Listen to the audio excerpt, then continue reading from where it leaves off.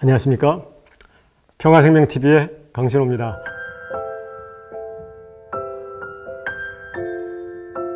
네 번째 시간으로서 인공합성물질 플라스틱에 대해서 이야기를 나눠보도록 하겠습니다. 여러분들은 매장을 많이 가시죠? 대형 슈퍼마켓이나 또는 할인 매장이나 또는 작은 동네 가게도 많이 가실 겁니다. 전시되어 있는 그런 상품들을 보시면서 특히 플라스틱 용기에 담겨 있거나 또는 비닐 포장에 쌓여 있거나 이런 거를 보시면서 어떤 생각을 하시나요? 내가 쓸 물건을 장바구니에 담습니다. 이 플라스틱에 담겨 있는 이 비닐로 둘러싸여 있는 이 제품은, 이 식품은 안전할 걸까? 또는 검증되었을까? 뭐 이런 생각을 혹시 해보신 적이 있는지요?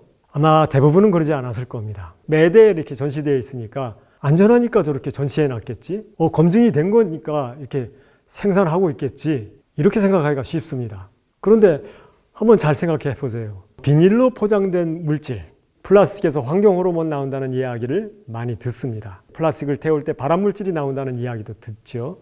그러면 지금처럼 이렇게 많은 음식물들이 또는 음료수들이 플라스틱에 둘러싸여서 또 심지어는 플라스틱에 대한 정보가 없는데 우리는 안전하다고 생각하고 그렇게 믿고 장바구니에 담는 이 현실, 이것이 바람직하기나 한 걸까요? 도시락을 예로 한번 들어보겠습니다.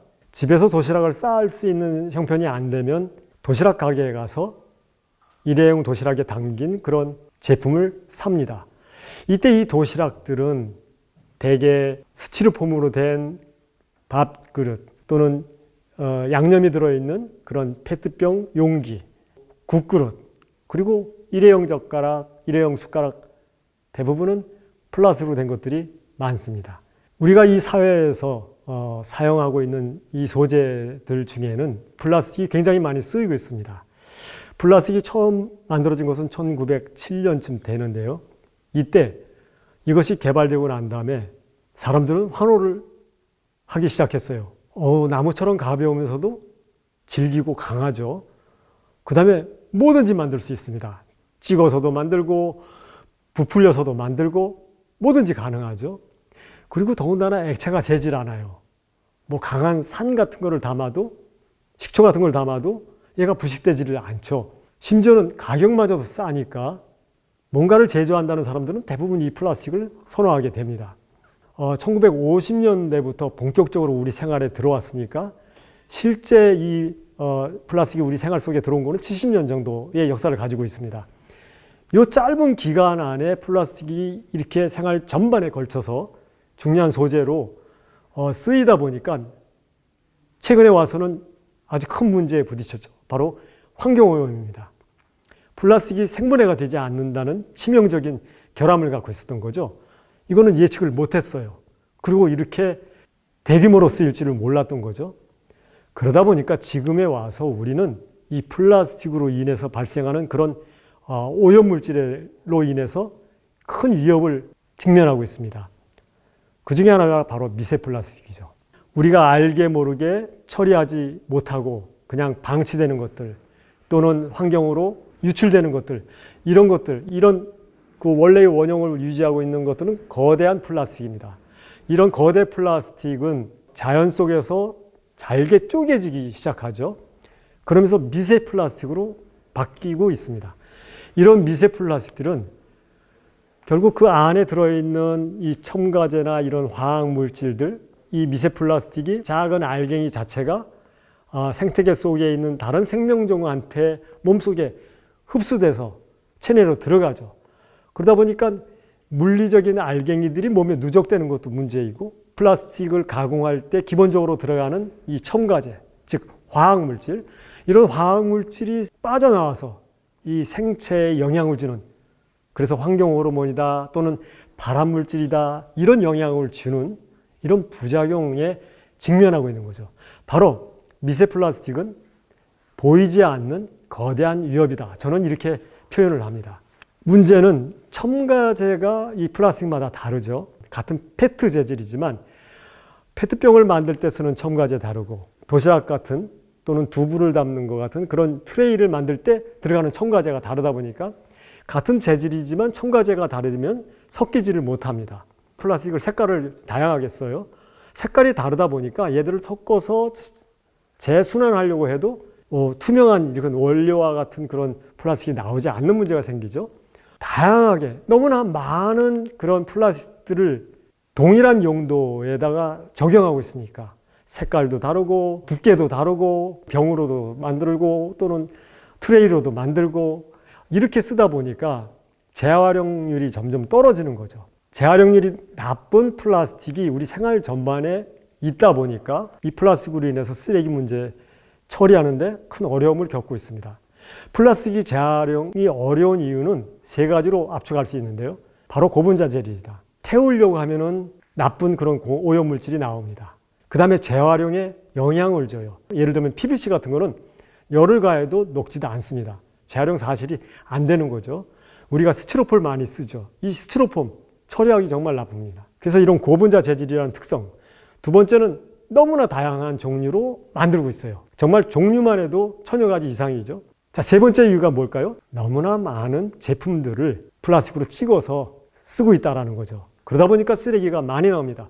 제품들은 비닐, 봉지도 나오고 포장재도 나오고 뭐 스티로폼도 나오고 이런 것들은 한결같이 재활용하기가 나쁜 그런 여건으로 쓰이다가 버려지는 것들이잖아요. 이렇게 나오는 많은 종류의 플라스틱 쓰레기들을 아무도 재활용하려고 덤벼들지를 못하는 거죠. 우리가 사용하고 있는 이 플라스틱 쓰레기의 극히 일부분, 이 정도만 물질로 재활용을 하고 나머지는 태우거나 매립하거나 이러면서 끝나고 맙니다. 자, 이래서는 안 되겠죠. 지속 가능한 방식으로 생산하기도 하고 쓸 수 있어야 되겠습니다. 자, 그러려면 어떻게 해야 될까요? 이 플라스틱을 과연 내가 써야 될까? 플라스틱을 쓰지 않는 방식은 뭐가 있지? 만약에 여러분들이 액체 샴푸를 만든다면 그러면 얘는 반드시 플라스틱 병에 담아야 돼요. 그렇지만 이런 샴푸병을 쓰지 않고 종이로 쌀 수 있는 것, 그거는 바로 고체 샴푸인 거죠. 고체 비누인 거죠. 이런 고체 세제나 고체 샴푸나 또는 고체 비누를 만들면 종이로만 포장을 해도 간단하잖아요. 플라스틱을 안 쓸 수 있습니다. 재료를 선정하는 단계에서부터 또 포장하는 단계에서부터 또 유통하는 단계에서 이 재료를 썼을 때 재활용이 될까 또는 순환이 될까 이거를 염두에 두고 디자인을 한다면 우리는 플라스틱을 지금보다는 훨씬 현명하게 쓸 수가 있습니다. 지금 우리는 너무나 많은 쓰레기들을 내버리죠. 나름 분리배출한다고 플라스틱류를 담아서 내놓습니다. 그런데 한번 잘 보세요. 페트병, 여기에는 라벨이 있습니다. 병뚜껑 있죠. 그 다음에 병의 몸체 있죠. 세 개가 전부 다른 재질입니다. 그러다 보니까 얘들을 따로 분리해 주지 않으면 이 페트병은 재활용할 수가 없습니다. 그렇게 분리한다고 치더라도 그 안에 있는 내용물을 깨끗하게 비우지 않으면 또는 뭐가 묻었던 것이라면 이 역시 깨끗하게 재활용이 안 돼요. 만약에 분리배출을 하는데 대충 한다면 이거를 재활용하라고 내놓는 게 아닌 것과 똑같습니다. 현재의 플라스틱은 우리가 재활용해서 내놓으면 그거를 기껏 잘 해봐야 그걸 잘게 부숴서 녹여서 뭔가를 찍어내는데 잘 아시다시피 붉은색 나는 큰 대야 이런 플라스틱으로 만들어냅니다. 그야말로 여러 가지 그 섞인 플라스틱으로 찍어낸 제품이에요. 그러다 보니까 얘들은 그 다음에 다시 재순환이 안 됩니다. 그냥 태우거나 매립해서 버려야 되는 거죠. 왜 이렇게 그냥 간신히 재활용하고 말까요? 그거는 우리가 제대로 재활용할 수 있게끔 분리배출을 안 하기 때문에 그렇습니다. 비닐도 예를 들 수 있어요. 그냥 우리는 비닐 한 종류 이렇게 얘기하지만 사실 비닐에도 PVC 비닐이 있고 또 PP 비닐이 있고 PE 비닐이 있습니다. 또 심지어는 페트로도 비닐을 만들어요. 이렇게 다양한 비닐들을 재활용한다고 봉지에 모아서 내놔봐야 그거를 재질별로 분리할 사람은 없겠죠. 대충 열을 가해가지고 뚝뚝 끊어가지고 SRF라는 이름으로 연료화 시켜서 태웁니다. 이거를 발전소나 또는 시멘트 공장 이런 데서 석탄을 넣을 때 같이 태우는 거죠. 폐기물을 태워서 화석연료 대신 재생에너지를 씁니다. 이런 얘기도 한때는 했었습니다. 마치 재활용 실적에 들어간다는 착각을 줬던 거죠. 그렇지만 선진국에서는 플라스틱 같은 비재생 연료를 태우는 것은 재생에너지로 간주를 하지 않습니다. 우리 사회만 그렇게 하고 있는 거죠. 왜 이런 식의 플라스틱 순환을 할까요?